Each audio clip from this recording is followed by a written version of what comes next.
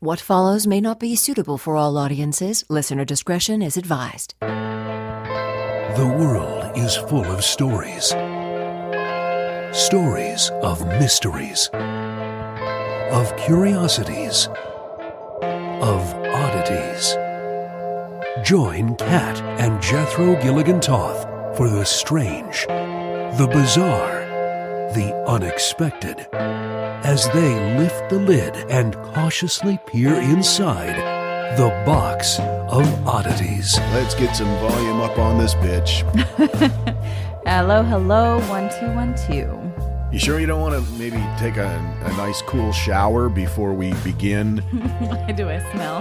No. Is that what you're getting at? No, but you've been landscaping, and it's a beautiful summer day in Maine. It's like 80 degrees today. Yeah. And you've been out doing some light yard work. Well, I don't know how light. No, it's not light in any way. You look exhausted. I've transported 18 bags of rocks over the last 8 hours. Yeah, it's coming along nicely, and I'm very pleased with it. But it's just so gross because I was weed whacking, and of course, so it's a rental property that we own, and nobody's living there right now, and so the lawn has not been touched at all this year. So I'm weed whacking and everything's tall. And as I'm killing it, I can feel wet bits hitting my face, and I'm covered in it. Wait. Can you say that last sentence again? Don't be gross. It's just, I'm covered in Botanical bukkake. Botanicaki. That's a new thing on Instagram. Like, you don't even know. Like, right now, look it up. Hashtag botanical bukkake. We're going to find things that you have never seen before and probably wish you never had. So you've been real busy, though. I mean, you're working on another podcast that you hope to launch at some point. Yep. I have a small obsession with ASMR, and so I thought it would be really fun to do my own ASMR podcast. Okay, now explain what AMSR is for those that don't get it. I love how you never say it right. ASR. Remember ASMR. Well, it stands for Autonomous Sensory Meridian Response. If you're not familiar with it, it's how I get through stressful situations and how I sleep sometimes. So it's like a physical response garnered from audio, and like the soothing sound of someone folding towels. You know, I love the towel folding lady. It's not easy to explain, though, is it? It's not, and my mom doesn't understand podcasts as it is. And so I was telling her about the ASMR podcast and what I'm working on. And she has a hard time caring about what I do anyway. But when she doesn't understand it, it's even less. And so I was like, well, it's sometimes it's soft voices, or there are some who like the sounds of chewing and eating. That's not my style, no. But there are some who like the sound of fabrics. It can be a lot of things, but a lot of it is just soft, soothing, calm voice, and it can be storytelling, or it can be, and my mom just kind of listened for a little bit, and she said, so it's like videos? And I said, well, it can be videos, but in this case it's a podcast. And she said, and it's videos of women talking soft. Is this porn? And I was like, no, Mom, I'm not doing porn. Although I've got a great idea for one called Botanical Bukkake. It's going to be a hit. What would be the premise of that? Would it be landscaping? Yeah. I heard you need your bush trimmed. Okay. So who goes first today? You go first today. I go first today. Yeah. Okay. This is very exciting. Spin me a yarn, weave me a tale, Madam Cat, if you would, please. Right up front, some of you will not like this. Oh, that's a great tease. I'm great at this job, by the way. This is what I do. Way to lock our friends right in. Yeah, it's awful and not for everyone. You may want to just skip to Jethro's story, but... Attention, freaks. Turn the podcast off. Turn it off now. No, I mean, I found it interesting. I think it's wonderful and incredible, but not for everyone. Okay. So here we go. Parasites. How about it? Where's the fast forward button?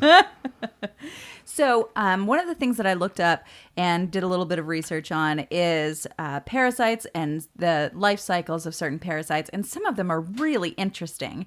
I mean, as I mentioned, not for everyone. There's a lot of the word inside that I'm No. going to use over the next few Listen, minutes. I get squeamish when I have a splinter, and that's an inanimate The object. emerald cockroach wasp is an example of a parasite, which is in the... Damn it, I should have looked this up. Hold on. Be patient. Entomophagous parasites, which are insects that are parasitic on other insects. Oh, that's okay. So this wasp, which is found in the tropics of Africa, South Asia, and Oceania, is known for its strange parasitic reproductive process involving a cockroach host. It is a beautiful bug, by the way. It's got like a metallic blue-green body, and it's quite lovely. I guess calling it a bug is kind of, I don't know. I was going to say insulting, but he doesn't care. So when a pair of wasps have mated, the female finds a specific type of cockroach that she stings twice. The female possesses a stinging organ, but the male wasp does not. The first sting accurately injects venom into a specific site into the thorax, temporarily paralyzing the cockroach. And then the second sting targets and disables a site in the cockroach's brain, which is responsible for the escape reflex. So it stings this cockroach so it can't get away. Then, because the cockroach can't escape and is at the mercy of the wasp trims the roach's antenna and leads it to its burrow as if it's on a leash. Wow. Crazy, right? Okay, so then once they're there, the wasp lays an egg on the cockroach's abdomen and then buries the insect. Underground, a wasp larva hatches from the egg, eats its way inside the cockroach's body, and then slowly devours the internal organs from the inside until the pacified cockroach kicks it. And then the larva completes its metamorphosis into an adult wasp, emerges from the roach's remains, and goes on to live, reproduce, and repeat the process. Sounds a lot like our tax structure here in the U.S. They're just eating us from the inside. Wow. Yeah. Way to make it political. I have a pretty good idea most people don't like paying taxes, regardless of where they stand on the political spectrum. I agree with taxes wholeheartedly as long as they are going towards something that I agree with. Right. And that's the kicker. Bridges? Heck yes! I'm in! $1,000 bolts for Air Force One? No. No, not so much. No. The guinea worm. The guinea worm is a roundworm parasite, and that's been preying on humans throughout history. So, Egyptian medical papyrus dating from 1550 BC mention the infection and specimens of the worm that have been found within bodies of calcified Egyptian mummies. No. Right? They're not still alive, though.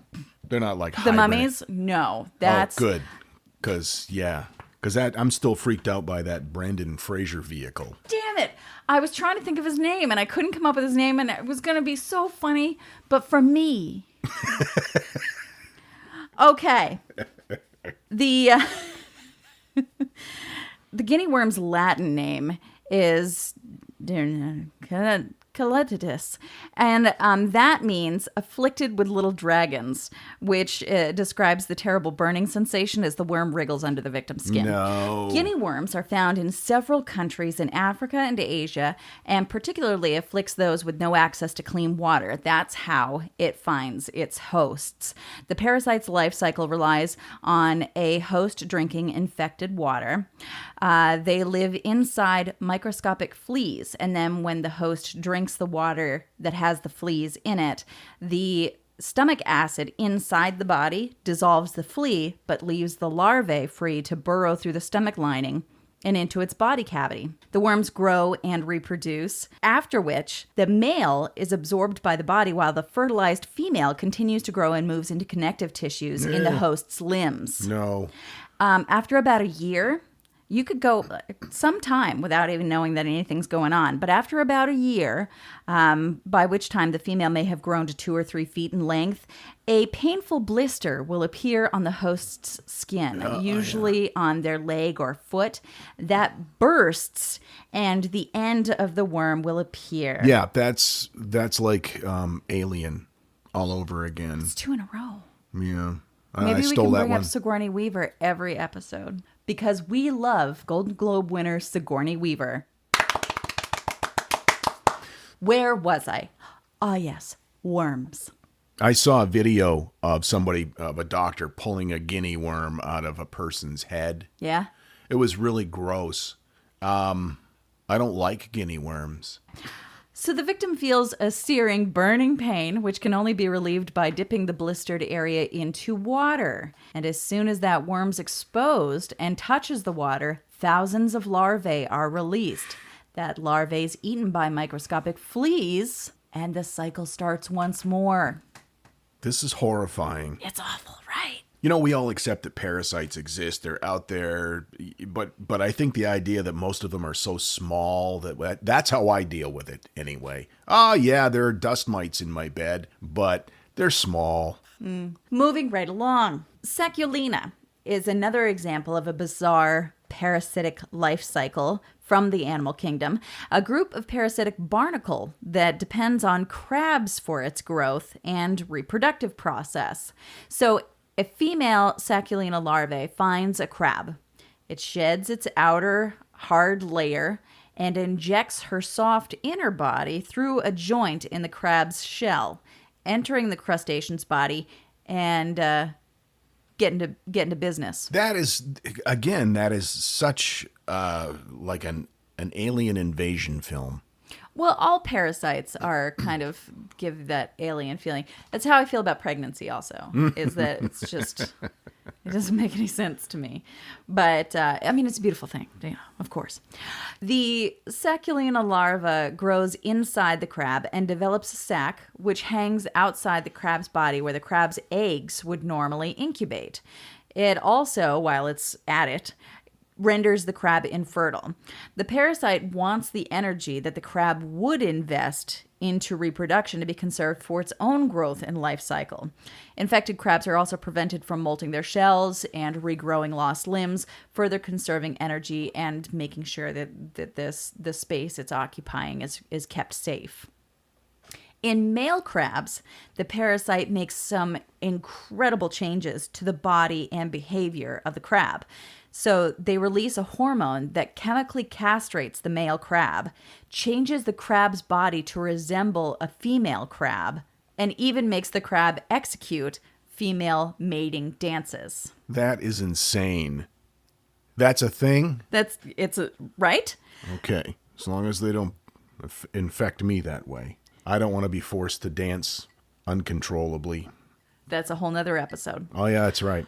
Male Saculina find an infected crab. They can seek out the crabs that have been invaded by Lady Saculina and fertilize the eggs in the female sac dangling from the crab's thorax. During the reproduction time in healthy crabs, the female finds a high rock and releases fertilized eggs from its brooding sac. Crabs with the parasite perform the same behavior, but inadvertently release a cloud of Saculina eggs. They actually nurture and take care of the eggs as if they were their own offspring because they've been horribly, horribly tricked. Once the larvae hatch from the eggs, they're released into the sea and the process begins again. This process needs to stop. I mean, yeah, it's really gross. And some of the videos that I saw today will live with me until I die. Yeah. But it's also fascinating. They can change the crab's body chemistry. That's amazeballs. That was lovely. Thank you. Fluke worms. There's an X-Files episode about a fluke worm, but we're not going to get into that. It's a good one, though. The lancet liver fluke is a parasitic fluke. is a parasitic fluke that displays one of the most complex parasitic life cycles currently known. The lancet liver fluke lives mainly in cows and in sheep. It has rarely been known to affect humans. They spend their adult lives in the ruminants, such as cows and sheep. When they reproduce, their eggs are released into the feces of that animal. The first intermediate host then is a land snail. So that land snail eats the animal's feces containing the parasite's egg.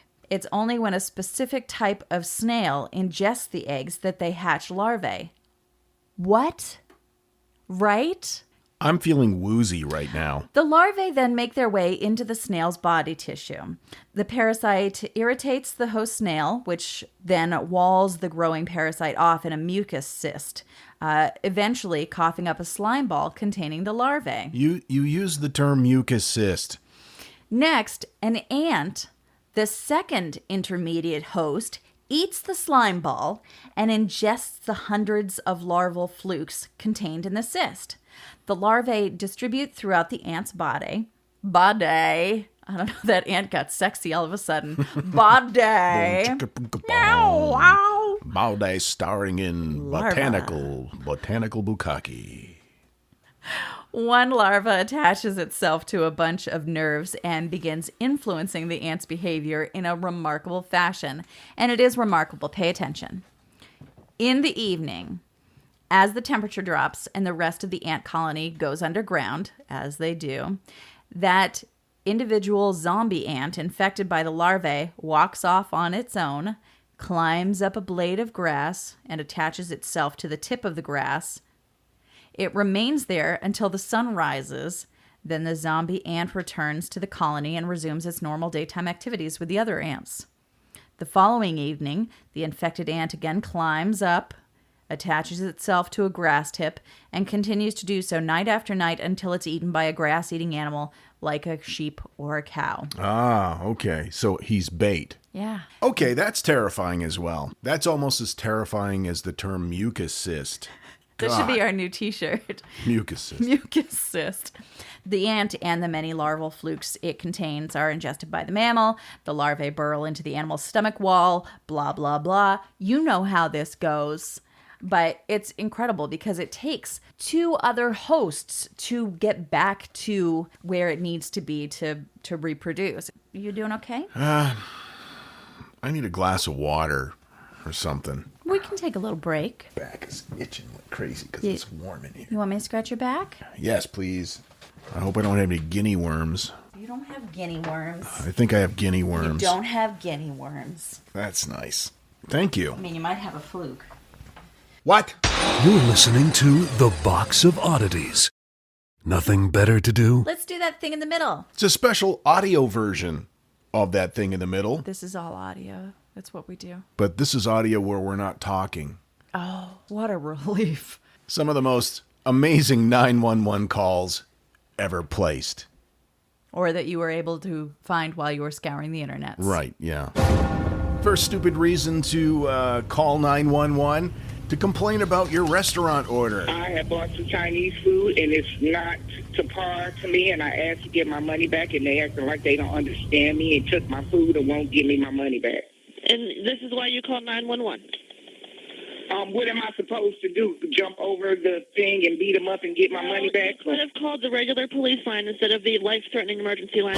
The second horrible reason to call 911 is trying to get a date. I don't have an emergency. Two police officers just left my house just now. Third. Can we get their names, please? Did you turn back my way? Do you need them to come back there? Oh, I'd like that, yeah. Why do you need them to come back there for? Because I have an emergency. I'll think of something. Honey, I'm just going to be honest with you, okay? I just thought he was cute. I'm 45 years old, and I'd like to meet him again. She's looking for love in all the wrong places. Now, it is okay to call 911 for a medical emergency, but this is just embarrassing. Two Viagra pills, and my erection been up for like 4 days, and there hasn't been any signs of change whatsoever, and I'm really sick.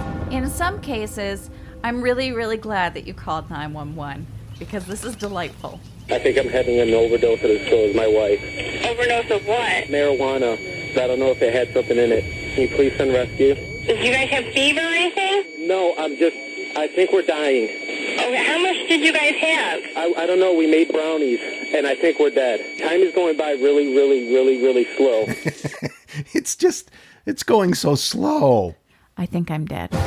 And the last 911 phone call that we have, pretty sure it's not real, but I had to play it anyway because it's hilarious. 911, what's your emergency? Yeah, my wife got attacked by a warthog real bad, and I need someone to come up with an ambulance and pick her up. Okay, sir. Can you give me your address? Yeah, we're at 1825 Eucalyptus Drive. Okay, could you spell that for me, sir? I'm going to drag her on over to Oak Street, and you can pick her up there. The Box of Oddities with Kat and Jethro Gilligan Toth. Well, I came across a statistic that said modern medicine has seen more development over the past 50 years than all of humanity leading up to that combined. Wow.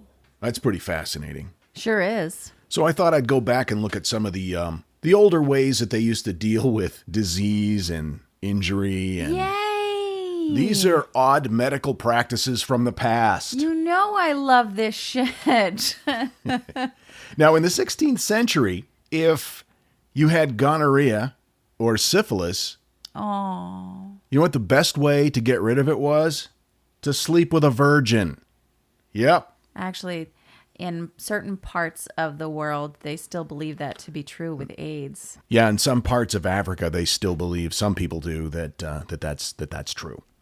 The discovery of radium led to a whole industry of radium-infused products and quack medicines. One advertisement talked about the benefits of preparing radioactive drinking water, how that would cure pretty much any and everything. But there was a radium hand cream, and it was called Cleansing Radium Compound. Takes off everything but your skin, it says. Oh my goodness. Now, they didn't know, of course, about the ill effects of radiation poisoning until the workers at the factory started dying horrible deaths. Yeah. The early part of the 1900s, because that was right around that time, right? It was the early part of the 20th century. Okay, so yeah, the early part of the 20th century, it seemed like people were just really excited about anything new. Sure. And it didn't even matter like what it was. It was like, oh, this is new and exciting, and put it on your body. Yeah, well, I think I blame Thomas Edison for all of that because people just thought anything was possible after he started inventing all of his amazing machines and devices. Sure. But I mean, it led into like, even in the 50s and 60s, it was like, oh, well, we can do this now, and it's space age, and feed it to your kids. Plastic is good for you. Also in the early part of the 20th century, a very popular weight loss method relied on, eating tapeworm eggs. Oh, look at how our stories are connected. Isn't that something? Touch hands over the microphones. Hand touch. Aww. Unfortunately, many tapeworm species actually have horrific effects on the human body. Everything from malnutrition to vomiting and diarrhea and anemia. And you know what? Keep the extra 20 pounds. Don't worry about it. Don't eat tapeworms. That's bad for you. Like that's your official stance. Like you're taking a stand against eating tapeworms. It's a controversial stance, but I'm not afraid to stand out there and say, no, don't eat tapeworm eggs. Well, of course, enemas have always been a popular treatment for centuries, actually. But they've not always been, let's say, quite as scientific as they are today. In some cases. There was a device called a clyster, which was a long metal tube with a cup on the end of it. I don't like the sound of this at all. The tube would be inserted, in your butt, and medicinal fluid would be poured into the cup and then introduced into the colon by pumping it in. Now, this was popular right about the time that King Louis XIV in France was alive. He had reportedly over 2,000 enemas during his reign. Some even administered while he sat on his throne. And what they would pump into him was a concoction made primarily of boar's bile. They would take the bile from a boar and pump it into King Louis XIV's butthole. What was the... Did it say what the thought process there was? Was it... He's the king. You just do what he says. Is that why they call it a throne? Is that why the bathrooms are called the... Sure. Okay. Yeah. And finally, here's a fun and creative way to treat hemorrhoids. Did you know there is a patron saint of hemorrhoids? No. Yeah. Yes. He was an Irish monk. His name was Saint Fiacre, and it was once believed that if a person did not pray to the canonized Irish monk, that they would suffer from hemorrhoids. So weird and specific. Yeah, you got to pray to this guy, or you're going to get swollen blood vessels on your butt. Hey, Mom, how's it going? Yeah, good. Oh, good. How's Dad? Good. I want to tell you big news. Canonized today. Oh, yeah. No, it's just because, for regular stuff. No big deal. No, it's not important. It's just for regular stuff. Patron saint of hemorrhoids. No, Mom, don't call the neighbors. If you did get hemorrhoids by not praying to Saint Fiacre, there was an option. You would go to the monastery and monks would stick red-hot iron pokers up your ass. No! Presumably while chanting. Well, I'd hope so.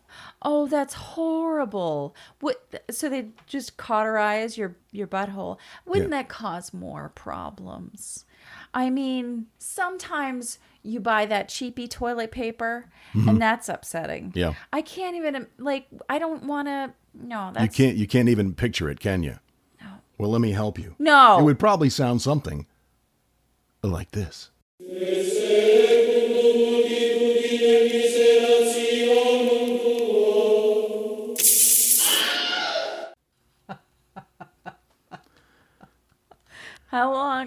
How long did you work on that? All afternoon. Oh, you love me. I do. So much. So there you have it. And I wonder if that's where the phrase came from. Oh, it's better than a red-hot poker in the butt. That common phrase that everyone's everybody heard. says that. All the kids do. Yeah. You know, it's funny. My aunt, who is nearly 80, uses the phrase, well, it's better than poking the ass with a frozen carrot. I think that's some sort of local Maine colloquialism. I think that's some sort of a local Maine saying. That's our next t-shirt. TheBoxOfOddities.com is, of course, our website. And you can email us. What? And you can email us at curator@theboxofoddities.com. Of course, we have the social media. We've got the Book of Faces, the grams that are instant, and the twatter thing. Twinder.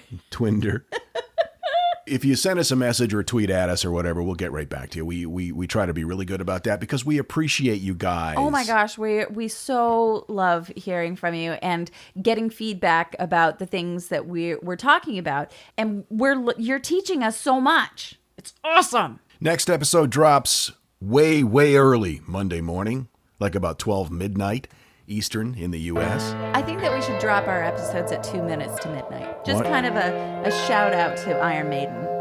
I love that idea. Love you, Eddie. And until then, keep flying that freak flag. Fly it proudly, you freaks. And so, let it be known that the Box of Oddities belongs to you, and its fate is in your hands. Therefore, it's been requested by those I report to beseech you for assistance. The Box of Oddities is free. We ask but one thing of you: to provide a 5-star rating and a positive review. True, that is 2 things. However, 'tis merely a 5-star rating and a positive review. Also, subscribe to us. Okay, so 3 things is all we ask. 3 things and 3 things only.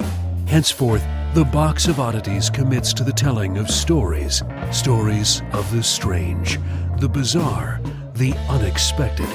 We wish to offer our deeply felt gratitude and appreciation for your patronage.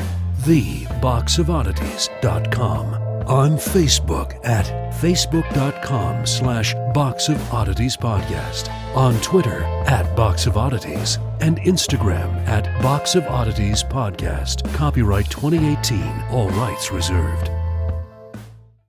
Nah. No.